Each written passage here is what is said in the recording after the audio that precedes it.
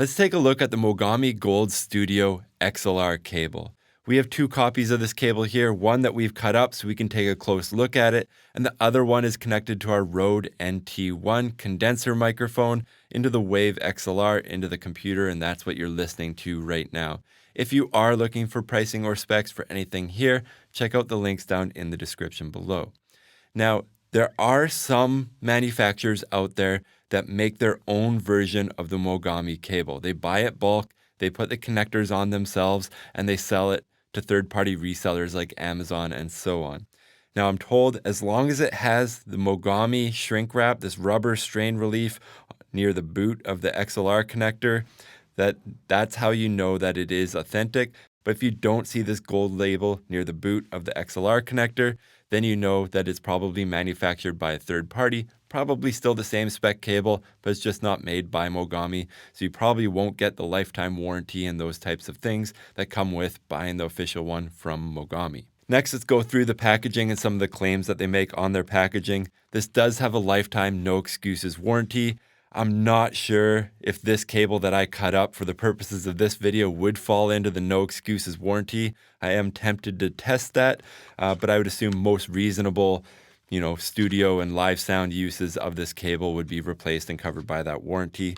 They do claim that it is the most accurate cable available. It has the widest frequency response, has the highest cancellation of hum and noise, and it increases the dynamic range. All those are claims on the front of the packaging. Next, in terms of price, there are a variety of different options in terms of length that you can spec for this cable. It is possible to bulk buy this cable if you do want to make your own version by putting the connectors on yourself. Next, in terms of color, the Mogami Studio Gold only comes in a black version of the cable. You cannot get colored versions of this if you prefer that type of thing like I do in the home studio for patching or in a patch bay for easy troubleshooting. In terms of cable length, as I touched on before, you can get this in a variety of different lengths as a finished cable from Mogami. You can also bulk buy this cable by the roll and put your own XLR connectors on it if that's what you want to do. Next, in terms of flexibility, I do find this cable to be on the stiffer end of flexibility when it comes to XLR cables. There's a variety of reasons for that. We're going to get into that when we cut open the cable and show you the cut open version of the cable. But I don't find this cable to be prohibitively stiff. I don't think this would stop me from running the cable anywhere, either in a patch bay or through a mic stand or boom arm or anything like that. So it's not a major issue. But compared to something like an Amazon Basics cable, it's night and day with how stiff this is. This feels like it's halfway to something like an extension cord or power cord or something like that. But it's not a big issue in terms of real world use and stopping me from using this microphone cable in any way. Okay, next let's talk about the shielding, and we'll work our way all the way down to the copper cores. So we have a version of this cable cut open here. The outside of the cable is 6 millimeters. That is the most standard and the most popular XLR outer cable spec. We cut and exposed the inner copper cores here. Now, I do want to point out that when I cut and exposed the copper cores, it did relax a bit. This is more what I would say is an accurate representation of the cable. It was a lot more tightly wound, obviously, when it's inside that PVC jacket. So as we turn this around, you can see that there is, in fact, 100% coverage. Now, another thing that I want to point out is when you look at the copper there, you can see that it is really square and boxy. A lot of cable manufacturers will put some sort of cotton yarn in there to buffer it and preserve the roundness and to prevent friction between the kind of rubber that's insulating the copper cores. You can see here that Mogami isn't doing that at all. They chose to leave it without the cotton yarn, so it does have a much more square appearance. We do notice that when we're flexing the cable too. I think that's where some of the cable memory is maintained in the cable. It's that the cable itself is actually quite square and boxy because, as you can see here, they didn't buffer it with any cotton yarn. Now, I do want to compare this to an Amazon Basics shielding here. This is like night and day, just so you can see the quality that Mogami's working with here. You can see here that these copper strands on the Amazon Basics are probably half the size on the shielding. Not only are the strands half the size, but the density of the copper on that outer shell is quite a bit smaller too. You can tell here that as you kind of work with the cable that these gaps open up and you can see the cotton yarn inside the cable.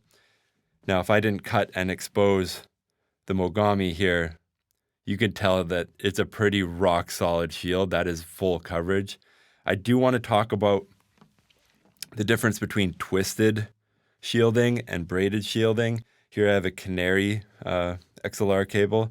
So you can see here with the Mogami design, again, just pretend that it is a little bit tighter as it was before I cut it open, that it is a one-way copper twist with the shielding. With the Canary cable here, they use tin color copper. That's why it's a silvery color. But there is a two-way braid. So the theory here is that with a two-way braid, it is a little more stiff, but as you bend the cable and bend it back, with the two-way braid, it's much more likely to return to the state that it was. With the one-way copper spiral, you can imagine that as if you were really aggressive with bending the cable, that it probably wouldn't return to the place it was. So I would say it's more likely that over time, compared to the Canary, the Mogami would break down. That being said, there is so much copper on this outer shield that I don't really think that that's an issue with the Mogami. It's pretty shocking how dense this copper is inside here. Next, let's take a look at the shielding on the end of the cable. You can see here again, as I mentioned, there is no cotton yarn. There's no buffer keeping those cores off of each other. So if you were really using this cable a ton, eventually, probably a lifetime away, that rubber and polyethylene coating that's on the copper cores there would break down, and if any of that copper ever touched, then it would obviously create a short and kill the cable. But they seem pretty confident here. They haven't added any cotton, and they have a lifetime warranty, so I just want to point that out. You can see here that the shielding does come off as a leg. We just braided it off to the side. This would get soldered to your connector as ground for the cable, and that's the same copper that is wound around the outer side of the cable. Next, let's talk about the actual copper conductors on this cable. So it is 24 AWG and it's oxygen-free copper. The oxygen-free copper thing is an open debate in my mind. I don't know if it's really beneficial or not. The jury seems to be out on that one. But I figure if you're going to make the most expensive XLR cable out there, you might as well throw every feature and spec that people think are better. So that's probably why they went with oxygen-free copper. But anyway, there is 24 AWG oxygen-free copper on the cores of this cable. You can see here that there are, in fact, 4 cores. This is a star quad design. I do want to show you a comparison here. Compared to, this is the Amazon Basics cable again, with the cotton yarn that we saw there earlier. This one has 2 cores. This is known as a twisted pair design. Now, in theory, when you compare both of these, the twisted pair is better for running a longer distance because it has a lower capacitance, so the higher frequencies are likely to last longer when you do those runs of several hundred feet. The star quad design here is meant to do a better job of shielding this signal in a really intense electromagnetic area, kind of like a studio. You have guitar amps, big magnets everywhere, speakers, mixers, computers, fans, power, all that stuff. So if you're in a studio environment, the theory is that the star quad design here is a lot better for rejecting that background noise. Now, in terms of how the connection actually works, let's start with the twisted pair. So it carries 2 copies of an identical signal from your microphone. One of those copies is phase inverted, and when it gets to your destination, like your audio interface or audio mixer, the phase is realigned, and that's supposed to cancel out any noise that it picks up along the run. With the star quad design, it's the same theory. They're just doubling it up. So the 2 blues will carry one version of the audio. The 2 whites will carry another version of the audio that's phase inverted or opposite way around, and then they get realigned on the other way. We'll show you what the connector looks like in a minute, just so you can see how it is all soldered together. With the star quad design as well, you will notice that generally speaking, this design is counting on it being much more tightly spun. You can see that it is kind of twisted there at a more intense rate than a standard twisted pair. Okay, so let's take a look at the connectors here. These are the higher end Neutrik connectors. They're black with gold. A couple things I want to point out. I love using black connectors on microphones. I hate using silver connectors. My microphones are generally all black. The cables are generally all black or a color if I choose to do that. So it doesn't make sense to go to silver. I think it's just better looking. But with the gold pins here, Gold pins are known to be more corrosion resistant and last you a longer period of time. So there's a couple things about the connectors themselves. In terms of the brand of the connectors, the Neutrik connectors, they are the best known to always be in spec and perfect for connecting to a variety of devices that you can just feel how heavy they are. They're super high quality. And like I said, they're black and everything, which I like about them as well. So we can expose the wiring of the connector here. Pull this back.